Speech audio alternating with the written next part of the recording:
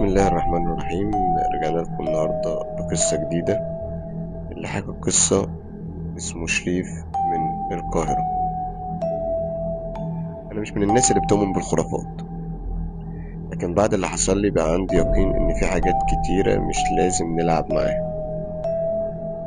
أنا هحكي لك القصة دي، بس خليك معايا للنهاية عشان اللي حصل لسه بيطاردني لحد دلوقتي. كنت ساكن في شقة إيجار جديد في منطقة شعبية في القاهرة.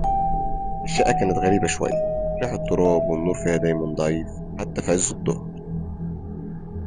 في أول أسبوع بدأت أسمع صوت خربشة جاية من ورا حتة الصالة. كنت مفكر فار أو حاجة، بس لما جبت حد يبص مفيش أي حاجة.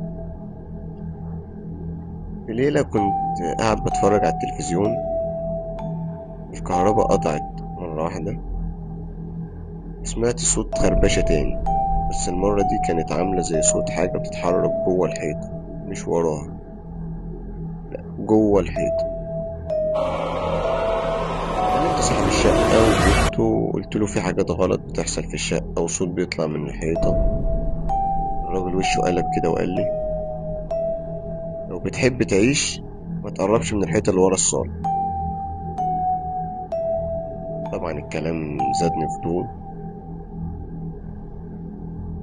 وحابب اعرف ايه موضوع الحيطة اللي في الصالة.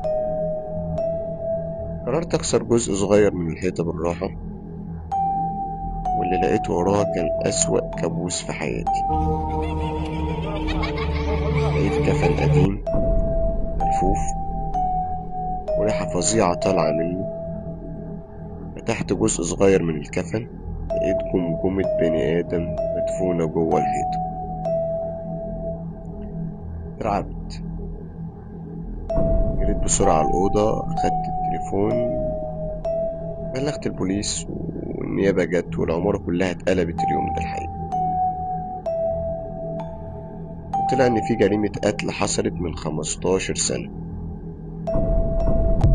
القاتل كان ساكن في نفس الشقة اللي أنا ساكن فيها دي. قتل ودفن الضحية جوه الحيطة وسابها.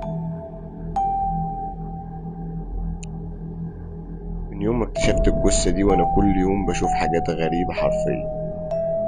باب الشقة بيتفتح لوحده، النجفة بتتهز، صوت نفس الشخص بيقولي في ودني كل يوم أنا كنت نايم، صحتني ليه؟ أنا سبت الشقة كلها وسبت المنطقة كلها بعد كل ليلة. لما بنام بحس بإيد بتلمس رجلي من تحت الغطا، بتقولي بنفس الصوت صحتني يبقى تنام مكاني.